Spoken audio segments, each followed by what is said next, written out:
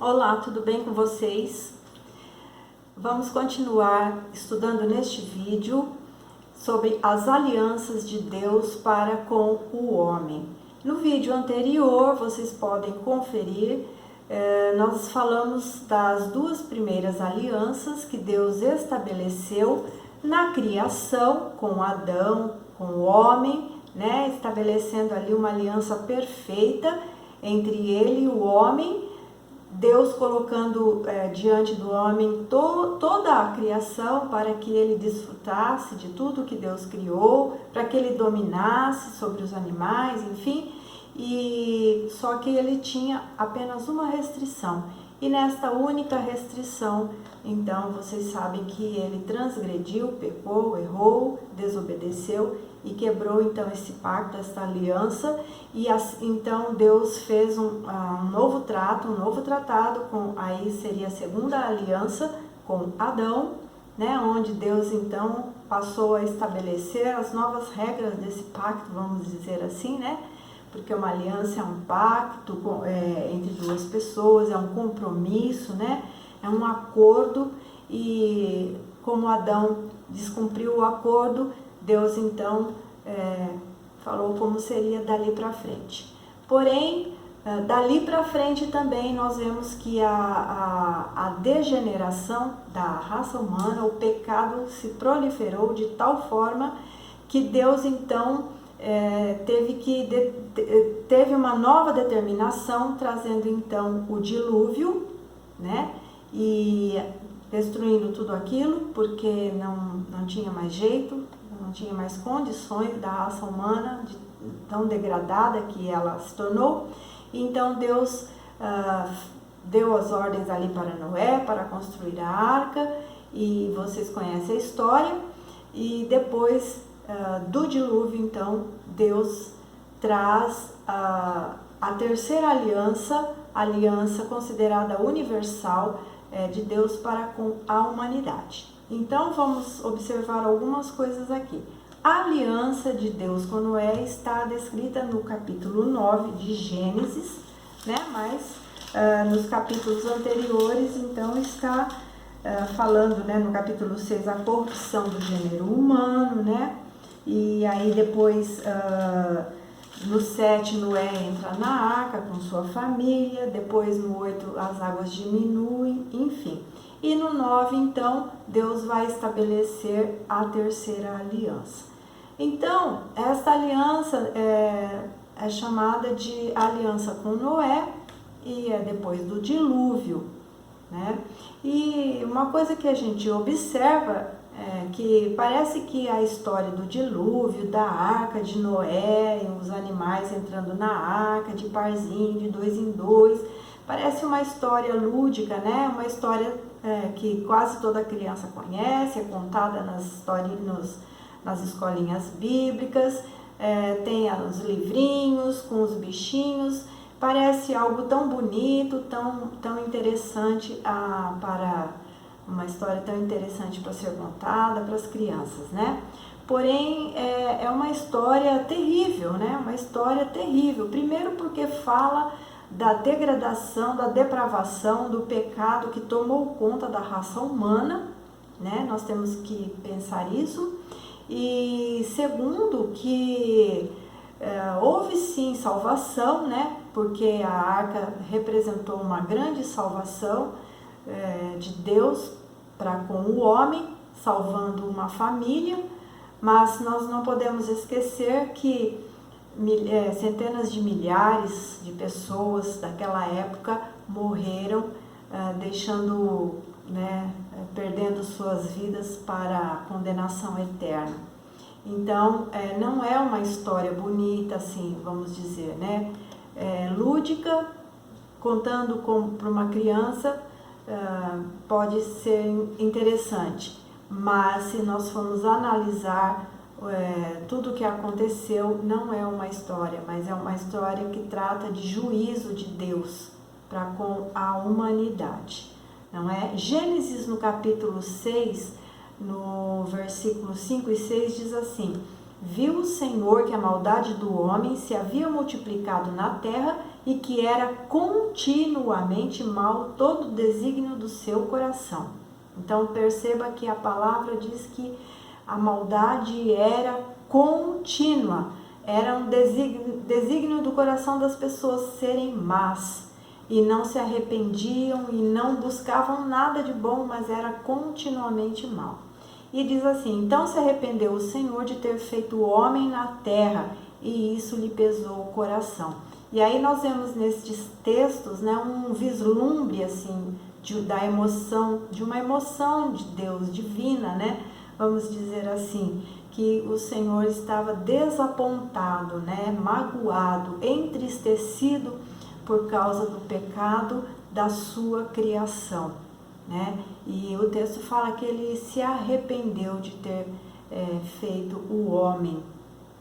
Isso parece bem duro, né? Bastante duro.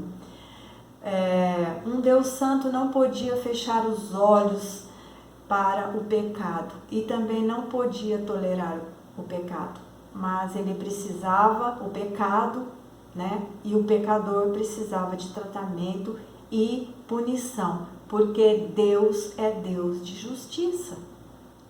Deus, ele é Deus de amor, mas o amor também é justo. E ele não poderia deixar que a raça humana continuasse nesta degradação em que ele se encontrava.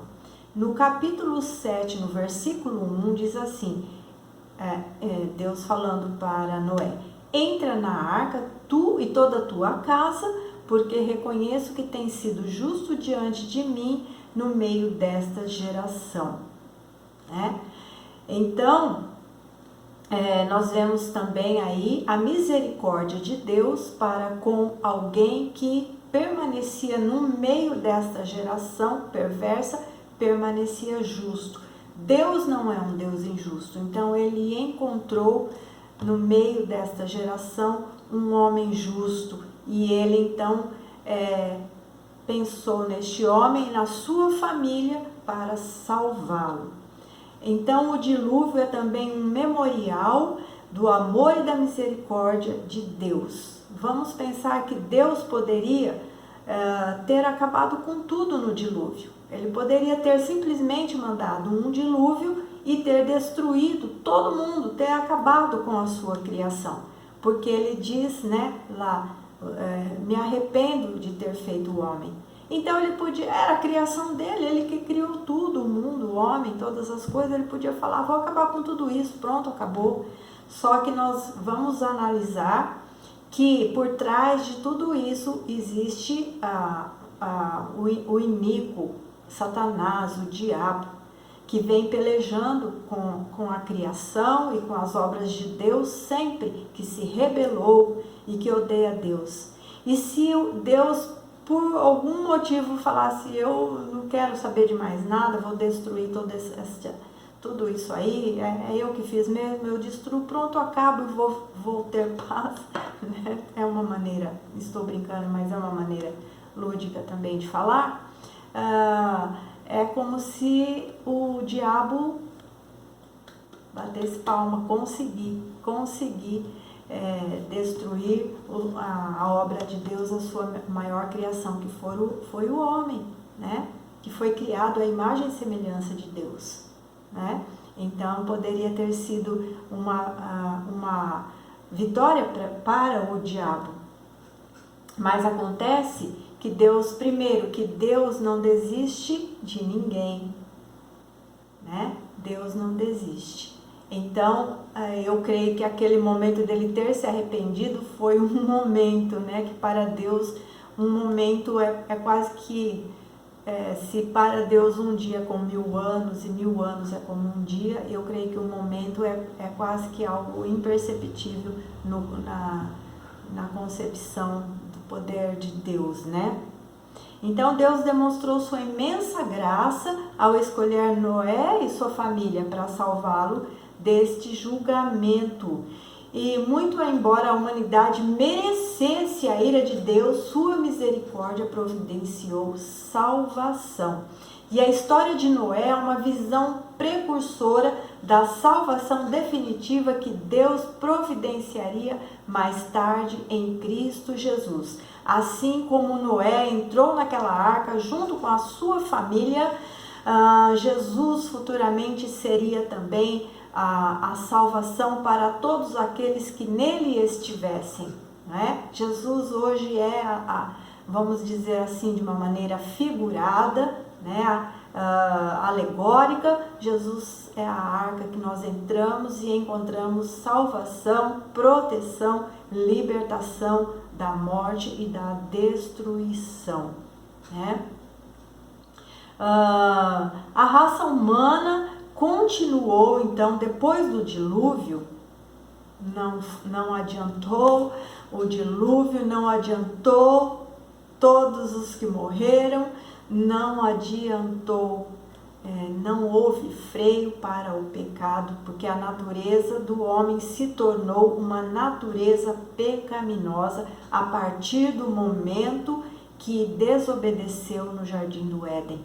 Tomou esta natureza, esta forma pecaminosa, foi contaminada. Assim, por isso que a Bíblia fala, todos pecaram e destituídos foram da graça de Deus, porque esta natureza entranhou no ser humano, porque o homem deu a autorização quando ele obedeceu, ou ele fez o que a serpente quis, né? E a raça humana continuou a rebelião e Deus também continuou a requerer a justa pena para o pecado.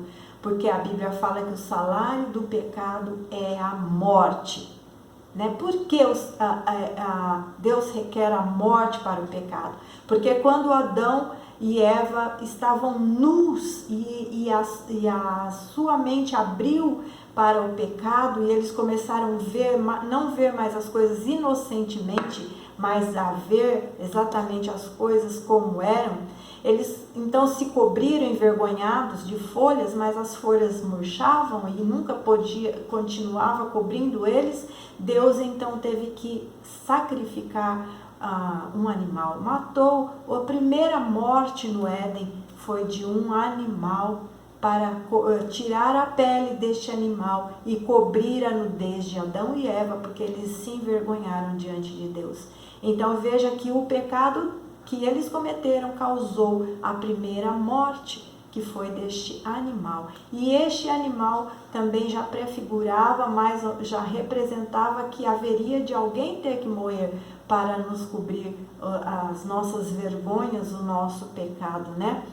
E num futuro, ao invés de providenciar outra arca, Deus então enviaria seu filho Jesus, traria seu filho para ele se oferecer, para ele ser morto, para o sangue dele ser derramado, para que ele cumprisse sem falhar como homem, porque a Bíblia fala que Jesus foi como o segundo Adão. Ele veio como homem, destituído da sua glória, e ele padeceu, e ele não pecou, e foi morto sem pecado. Então ele venceu o diabo, venceu o pecado, venceu a morte, porque ele ressuscitou.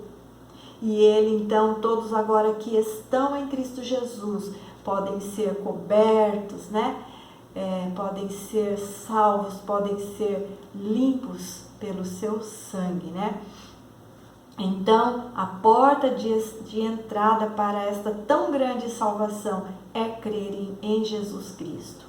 Então, vamos ver o que Deus estabeleceu entre a aliança dele com Noé, tá? Então, vamos para os tópicos. Esta é a terceira aliança geral ou universal, como eu falei com vocês. A população mundial daquela época era de 8 pessoas. Foram os que se salvaram na arca. Deus confirma a Noé a aliança já feita no Éden e a Adão. Qual que era? Tudo continua em vigor. Então, vamos verificar o que continua em vigor. No capítulo 9, nós vamos ver Deus, então, estabelecendo esta aliança. Eu não vou ler o capítulo 9, porque são muitas coisas, mas vou grifar aqui, você pode acompanhar com a sua Bíblia, aquilo que o Senhor colocou como continuando em vigor. No versículo 1, a responsabilidade de repovoar a terra é reafirmada, como Deus tinha falado para Adão: crescer e multiplicar e encher a terra. Deus fala também para Noé, para que ele repovoe a terra. No versículo 2, a sujeição do reino animal ao homem também é reafirmada. O homem tem permissão de comer a carne dos animais, não deve, contudo, ingerir o sangue, né? Está lá no versículo 3 e no versículo 4 do capítulo 9. Então, por quê? Porque para Deus, como nós falamos a respeito do sangue, né, o sangue representa a vida, né? E é interessante que Deus, depois lá em Moisés, ele estabeleceu isso como lei, né, que o povo dele deveria seguir, né, que Deus deu para Moisés. E depois, lá em Atos, quando Jesus, depois de ter morrido, ressuscitado, e a igreja começou então a se formar, que tinha aquelas discussões do que eles deveriam continuar seguindo, não deveria continuar seguindo, e tinha meio que uma confusão, os judaizantes lá, né, querendo impor as leis para os novos cristãos, seguidores de Jesus. Então foi feito o concílio em Jerusalém, onde os apóstolos se reuniram para tratar ali aquilo que a igreja do Senhor, os cristãos agora, deveriam verdadeiramente seguir. E uma das coisas, dos pontos da lei que passaram para a nova aliança, então nós já estamos agora numa nova aliança. Eu estou falando da terceira aliança de Deus com a humanidade, que é a aliança com Noé, mas lá na frente em Jesus ele então trouxe para a humanidade a nova aliança. Aleluia, glória a Deus, uma nova aliança. Então eles estavam tratando ali sobre esses pontos que eles deveriam seguir, deixar para trás, o que não era mais exigido, né, como a questão da circuncisão, que eles discutiam muito essas coisas.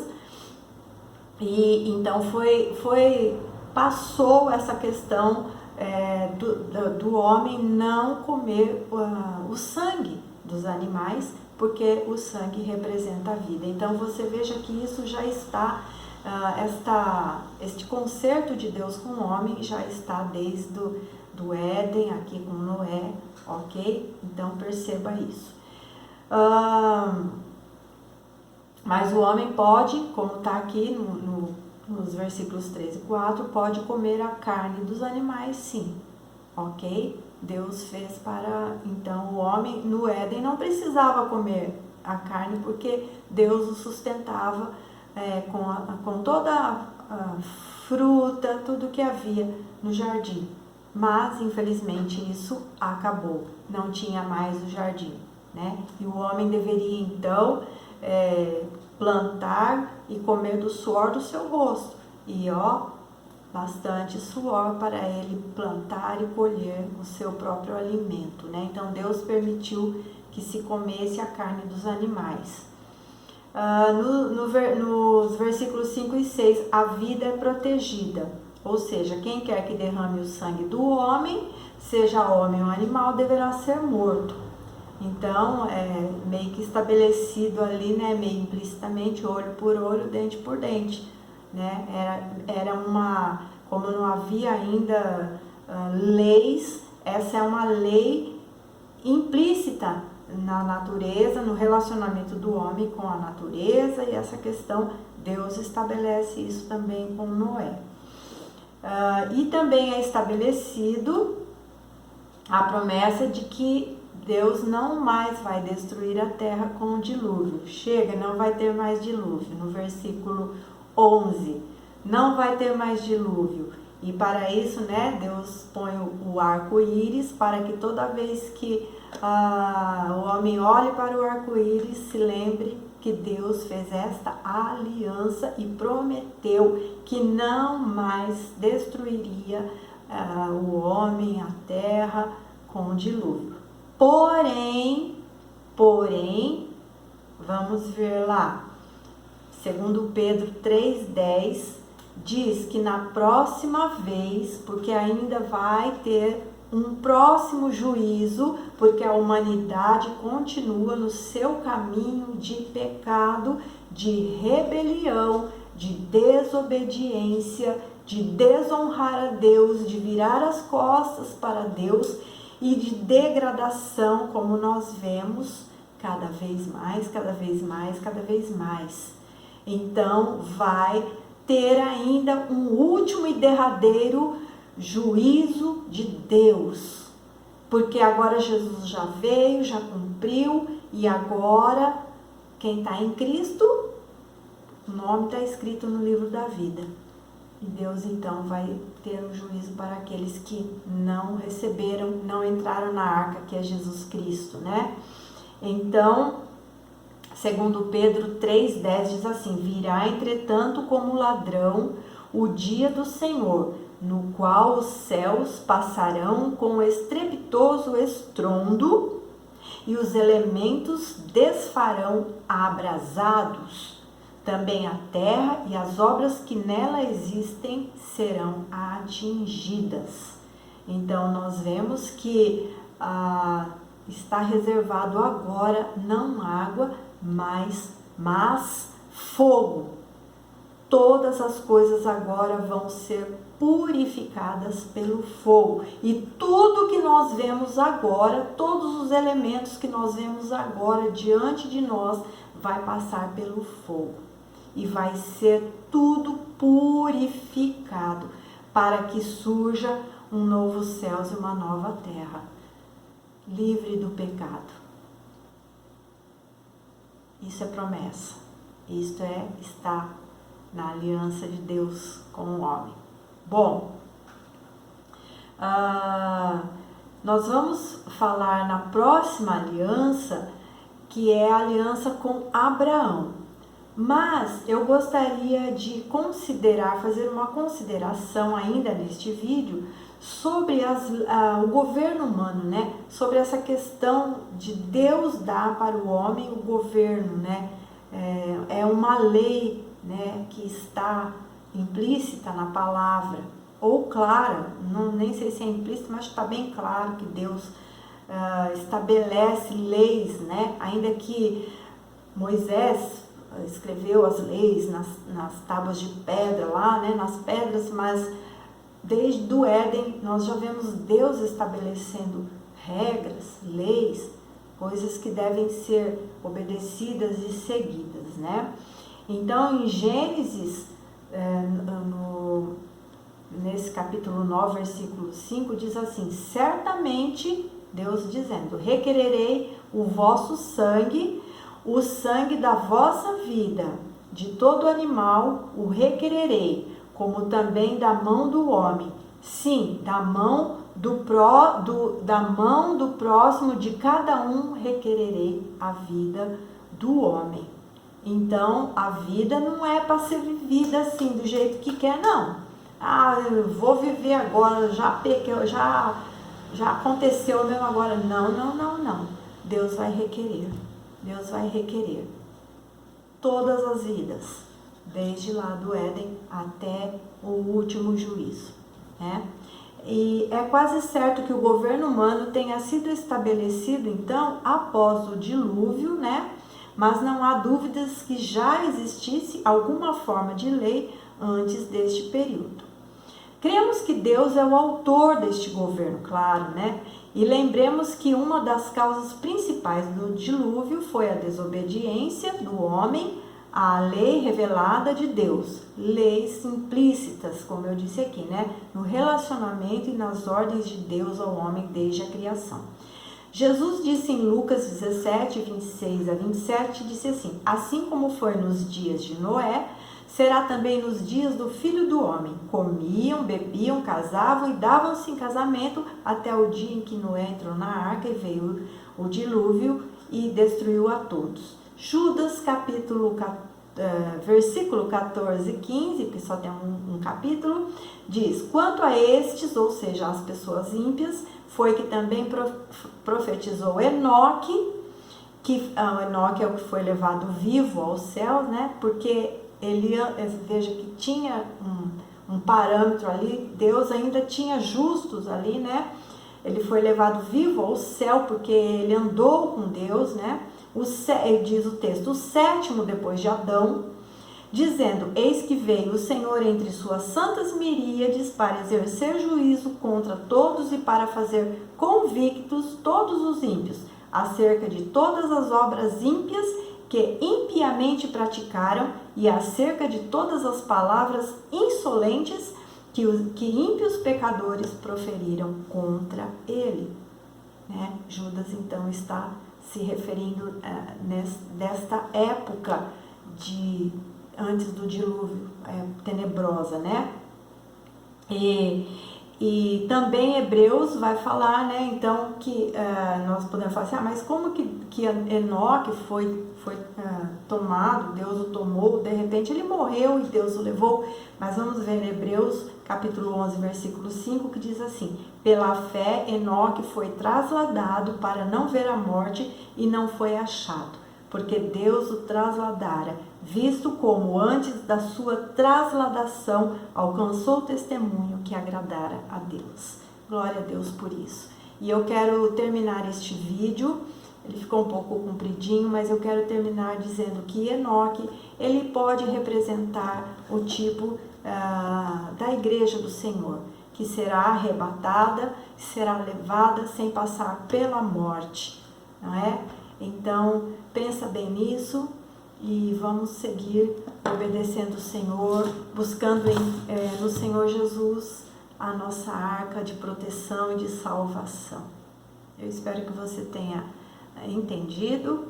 Se não entendeu, você pode deixar aí pergunta para mim, tá bom? Eu peço em nome de Jesus que Deus abençoe sua vida. O Senhor tem uma aliança conosco. Nós podemos até quebrar, o homem quebra a aliança, mas o Senhor jamais quebra a sua aliança que Ele tem para conosco. Jamais. Deus é fiel e Ele cumpre tudo aquilo que Ele fala, desde o princípio. Deus abençoe sua vida, no nome de Jesus.